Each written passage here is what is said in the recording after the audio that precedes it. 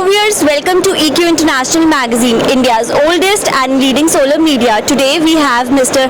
Gagan with us from Jackson. Hello and welcome to EQ International Magazine, sir. Thank you so much. Sir, can you just let us know about Jackson Distribution Energy, like how it came into and when it came into the solar industry, and what are your product offering this year? So Jackson Distributed Energy is one of the businesses of Jackson, and till 2020, prior to COVID, we were dealing only in gensets. But post-COVID, we have taken renewable energy as one of our focus areas. So we have added the solar rooftop segment for C&I particularly in our business. And then we also have energy storage solution, BESS, as a part of our portfolio. So this is how we call it distributed energy, because distributed energy means the energy which is produced at the site of consumption. So that is how this business is known as. That's great, sir. So if we talk about the product ranges and the product launch for, especially if we talk about REI 2024, so what new you can just like share it with our viewers as well? So the new thing what we have added is a new product which is TopCon module, which has been inaugurated yesterday. It's a 630 watt peak with a very high efficiency of 23.34%. So it has been added to our portfolio yesterday, and we will be using this product as a part of our energy solutions offering to our customers. And other than that, we have other products like BESS and all, which we have already been offering to customers as a part of the solution we are offering to customers over here as well. And if we talk about the distribution and expansion, so what are the strategies and what are the target for 2025? So Jackson overall has been growing. We had doubled our revenues last year. This year also we should be growing to the tune of 40 to 50%. That's our target. And then as regards future is concerned, so we are trying to add more products which are in the same core, which is energy and infra. We are trying to add those products, and we are also looking at global markets as to how we can serve our customers outside India.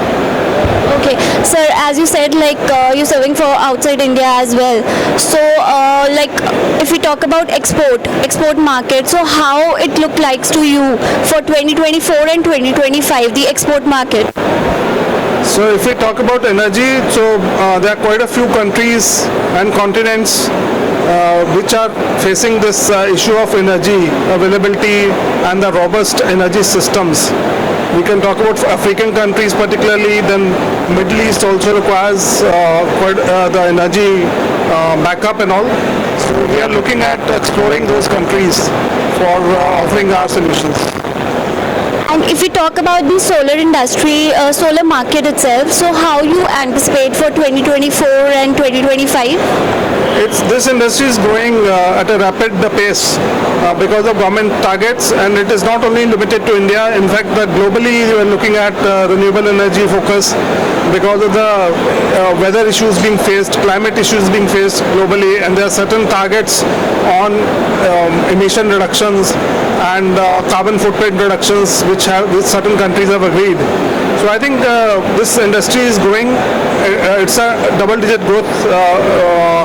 And till 2030, this market is likely to grow at a very, very fast pace. So we need to explore those markets. Yes, sir. As you said, like at a fast pace, this industry is actually growing. So if we talk particularly about the Indian solar market and in Indian solar industry, like there are a lot of challenges and as well as there are a lot of opportunities. So how it looks like to you? So Government of India has been actually protecting interests of the Indian manufacturing companies. They have introduced some anti-dumping duties and some custom duties over imported cells as well as modules last year, and they have introduced ALMM this year, which will help Indian industry grow, not only grow but also expand their manufacturing capabilities. So if you see in India there are a lot of panel manufacturers now, and most of the companies are shifting to cell manufacturing as well. Quite a few companies are also talking about ingots and wafers manufacturing in India. So I think this industry is seeing a lot of progress in India. A lot of I think it has to go well. And India could, after China, India could become the second or the third largest player in the global market as far as renewables are concerned. Thank you so much, sir. And lastly, I would like to ask, like, what's your view on green hydrogen sector? So green hydrogen is at the same stage as solar was around 15 years back. I can only say the kind of projects which have been taken up and the kind of investments being done on green hydrogen projects and the way government is pushing green hydrogen. While solar took around 10 to 15 years to come to the level when they become very efficient in terms of cost, green hydrogen, I think another 7 to 8 years time, it will take half the time and come into commercial production in India. Thank you so much, sir. It was nice talking to you. Thanks a lot for being with us. Thank you. Thank you so much.